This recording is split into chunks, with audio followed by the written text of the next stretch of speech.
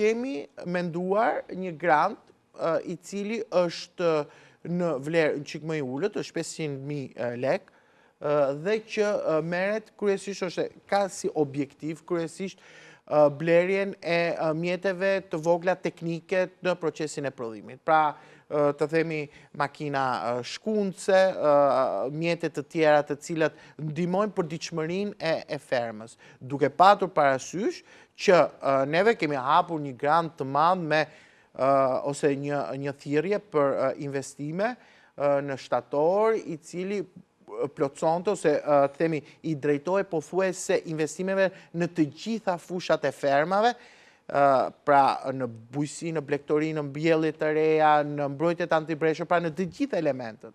Dhe i cili do të filloj që të lidhen kontratat në vitin 2026, që do të filloj të aplikohet në vitin 2026.